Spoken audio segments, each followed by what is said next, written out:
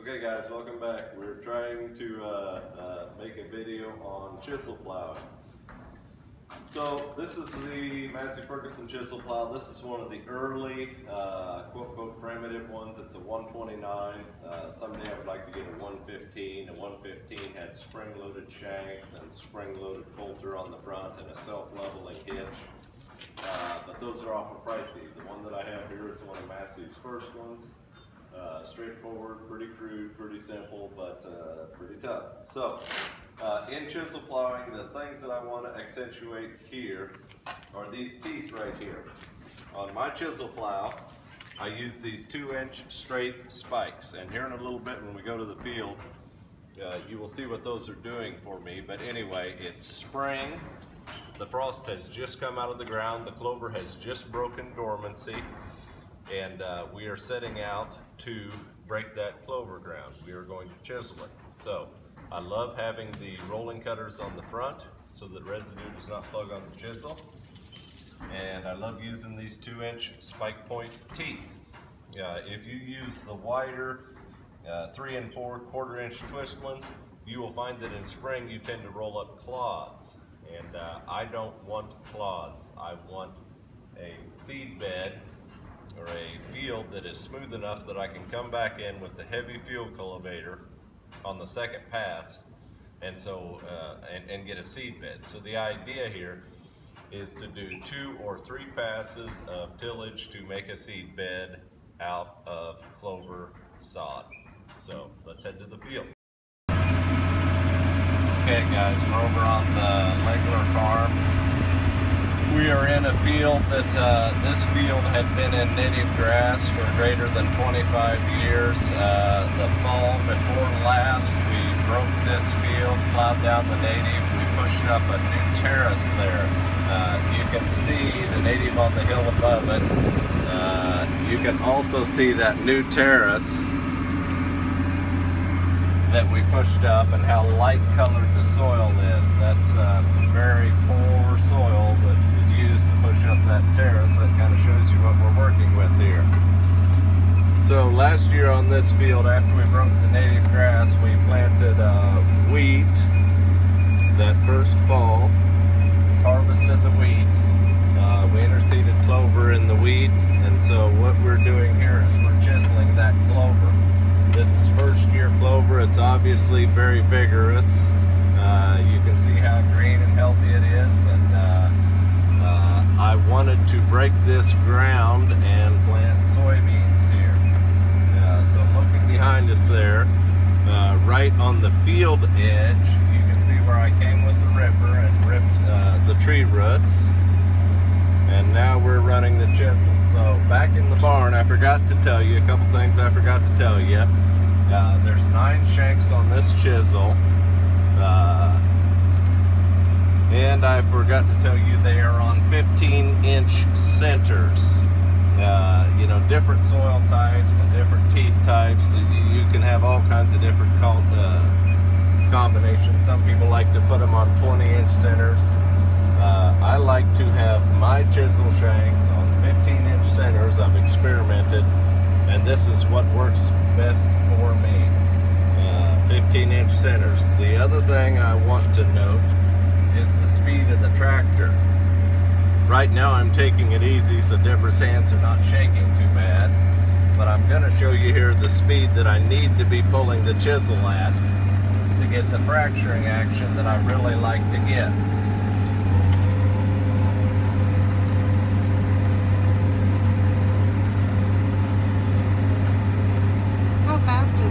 So right now the speedometer is showing 4.7, 4.8 miles per hour. And in order for me to really loosen the soil, I need to be running in that 4.5 to 4.9 miles per hour. I realize that that's a lot faster than most people chisel.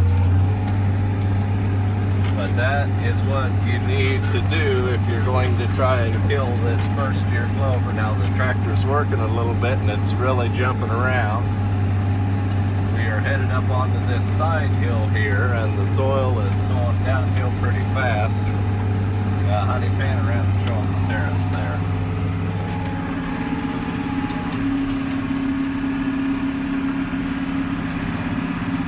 there is a very graphic representation of the kind of soil that we're working with here. And you would think that after this ground had been in native grass for 25 years, that the ground would have been turned, you know, the dark brown with high organic matter, but it had not. In that video by Alan Savory, he's talking about, he talks about some things that he saw, moss, and I'm trying to think of the other thing that he saw growing on the soil surface of the grasslands when he's talking about desertification. Well, in this field that was in native grass, we saw a fair amount of that. So this field, the whole CRP field itself finally came out of CRP, and so we have built fences and we're going to rotational graze this CRP. Last spring we came out and we dissed the native grass very severely, and we interseeded a mix of red clover and alfalfa.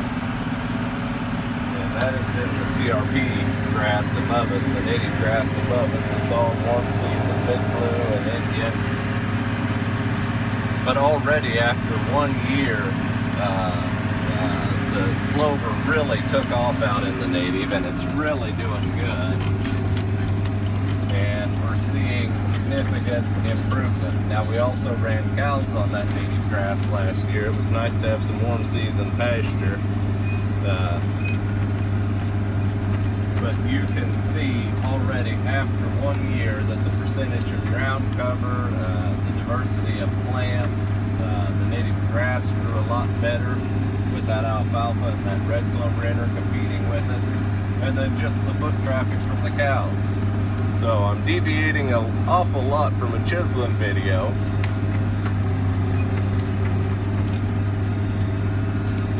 But it's relevant stuff, because what we're talking about here in general is how to keep the ground covered. You know, my no-till friends, they talk about keeping the ground covered. Well, a very important point in organics is that I attempt to keep the ground covered too, only I prefer to keep it covered in a growing plant material, not just dead residue and then, you know, spray a chemical to kill the few weeds that do come on, but to have a something growing on the soil at all times. That's very important for the health of the soil, to reduce erosion, and just to aid in the diversity. Last thing I want to say, the reason I'm chiseling, and I'm chiseling early, keep that in mind, but if you look back at the residue on the surface there, I'm still leaving a large amount of residue, but I'm also leaving the surface smooth enough that I will be able to come back with the field cultivator.